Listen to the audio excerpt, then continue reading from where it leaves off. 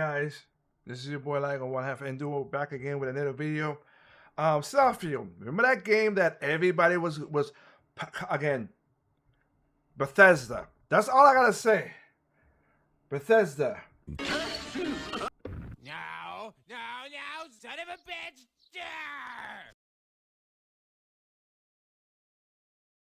The game company that has great ideas, but when it comes to their game, the children, you little kids go out and buy this piece of trash. Wow, what a waste. The poor children. Exactly. I let Heel versus Babyface, the guy who a lot of people attacked him because he was talking about we don't need all the pronouns and all that crap in there. Just give us a damn good game for escapism. But no, we couldn't do that. And Starfield is not doing very well. Hey, do you remember a game called Starfield? No? Not ringing a bell? I get where you're coming from. Well, that's just the thing. Nobody's playing it. And so this Xbox exclusive is becoming very, very less exclusive. Exactly. Are we surprised by that? Hi everyone, no. It's Az here from Heel versus Babyface. It's been about 5 months or so since the release of Starfield, and there was a guy who I know who might have had a little bit of something to say about it at the time. There is nothing I love more. Taking my headphones off. Bethesda, there is nothing I love more than to fire up a brand new RPG, lose myself. Sorry, did you want to get immersed in our world? Yeah, well, guess what? Pronouns! Now that rant occurred about 7 or so hours into the game, actually on the second part of the playthrough of Starfield that I was doing at the time. Why did I get so sick? Well, it was just the stupidness of the game. The fact that we had that ridiculous bit at the beginning because some people can't open their pants and see what they got inside of it. And then the game itself was, well, for want of a better phrase, but that's just it. We had the nonsense at the beginning, this boring ass 7 hours of gameplay, and then the straw that broke the donkey's back was talking to some chick who was telling me that she was a clone of a dude. As long as the credits keep rolling in, life's good. And to be honest with you, that was enough. I then proceeded to play the game for another 19 hours, and it never got any better. The game was, well, take it away, Az. After that, there has been no inclination whatsoever to return to the game because it's not fun. Simple as. Shocking, some people online decided that that was a really good opportunity to try and have a go, try and get a cancellation attempt going. Look at this middle-aged, bald, white boy having a go at the far left sacred cow. Hell, even Mr. Bean's gay lover, who had just come out of a cancellation attempt to pull down his channel for speaking his mind, also decided to get in on the fun. I got myself a nickname because of him, the Silverback. He got one as well. Act ma'am. Excuse me, it's ma'am. It is ma'am. No, it's all good fun and games. Don't you worry about it, chat. The simple fact of the matter was that the discourse surrounding Starfield was, and I'm not trying to be egotistical here, at me. Have you ever shoved anything in your own ass? Of course, duh. It was around that rant. It had nothing to do with... What kind of just... This is why I don't watch female podcasts. Good grief. What? Starfield is a game. It's gameplay. It's fun. It's excitement. It's incredible universe. No, the discourse was about a dude that lost his shit because he's sick and tired of current deisms in a game that was the first brand new IP from this once great company in 20 years being once more with feeling as... The ultimate hilarity being that the Portlandian land whales that were trying to have a go at me were having a go because of the pronoun rant and the gender ideology rant. They weren't having a go at me because of Starfield. Nobody cared about Starfield because the game is boring. good. Good. These are facts, and facts don't care about your feelings. 5 months after the launch of the game, I can post up a nice little bit of bait on Twitter and get a response like this. Love, he sees this as a win. That's because it is. You fucked hard. So, okay, that's a typical exchange on social media. But here's the hilarity of this little situation. By the way, how's Starfield doing these days? I don't know. I've never played it. Exactly. Exactly. For a modern gaming audience. Have you ever Motherfucker. That don't even make no goddamn sense. shoved anything in your own ass? Of course. Duh. In fact, the detractors in the comment section are more interested in sticking phallic objects into my mouth, which, by the way, is Digital Grape, and I've reported you to the complete and utterly legitimate West Yorkshire Police Department. You know, the one that's affiliated with Roblox. But none of them, absolutely none of them, are defending Starfield in any way, shape, or form. Because it was never about Starfield. It was always about their ideology being pissed on, and Starfield is crap.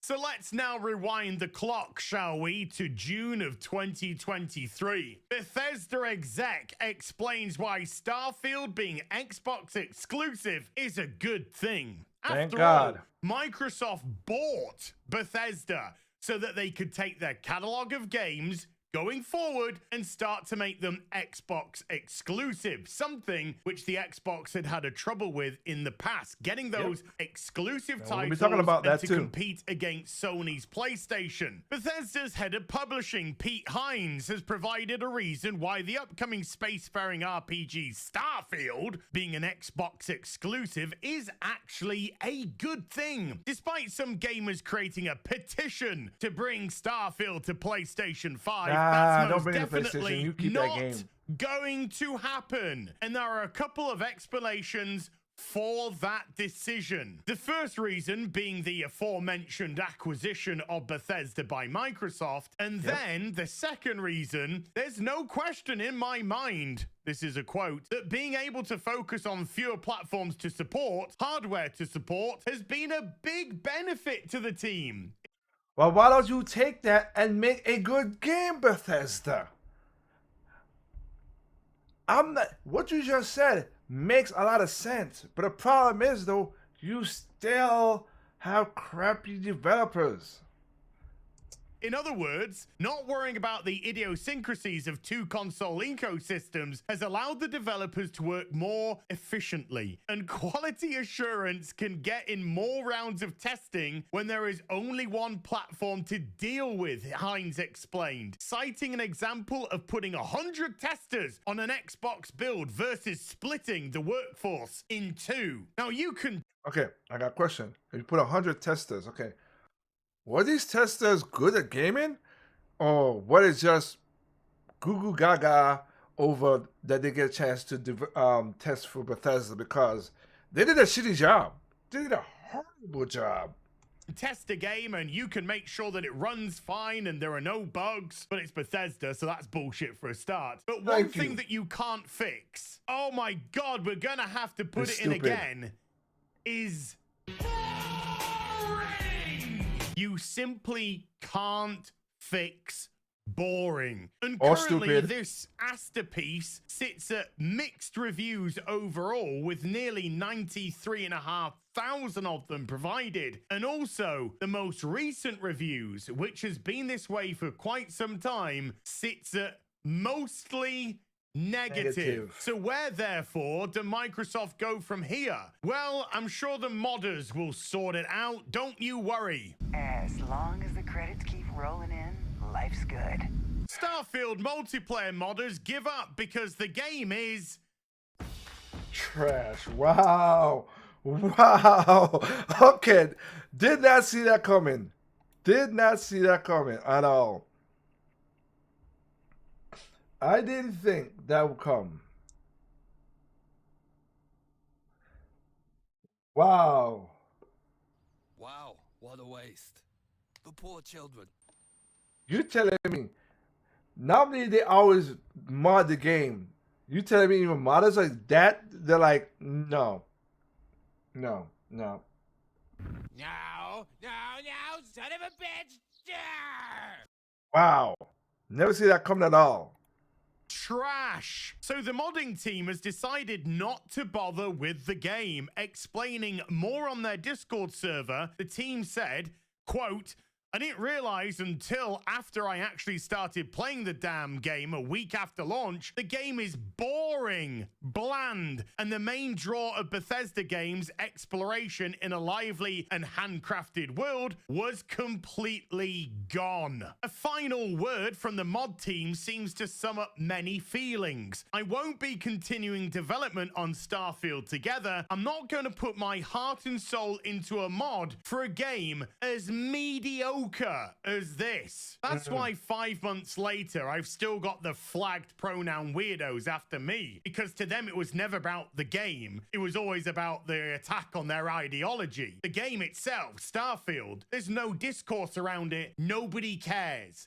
Nobody cares about Starfield, which leads us to here. Exclusive. Microsoft plans Starfield launch for PlayStation 5. The ultimate signal of defeat by Microsoft. For which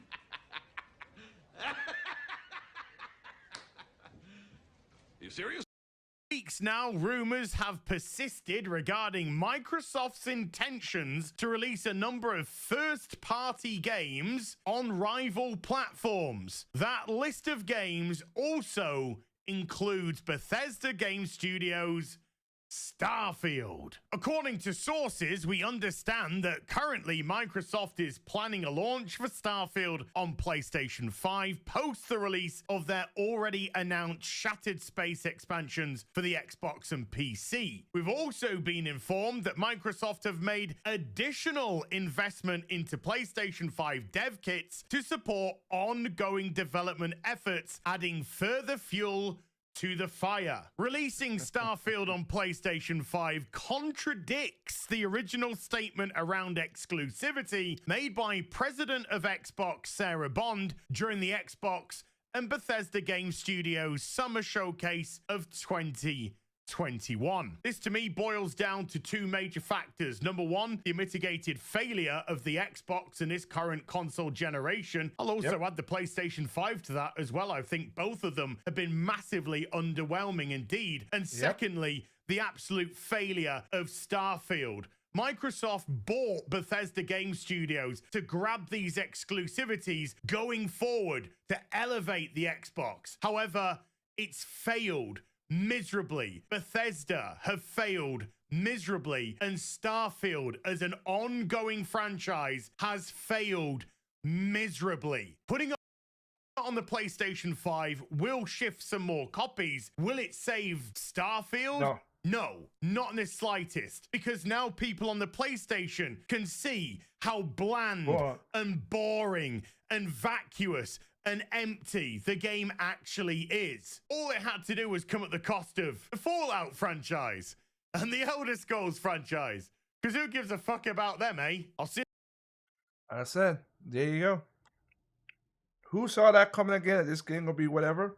I don't know what magic. Yes, I get people say the exploration and everything, but I can't get past the buggy, game-breaking, glitchy mess of Bethesda games that I could play a Bethesda game. I can't.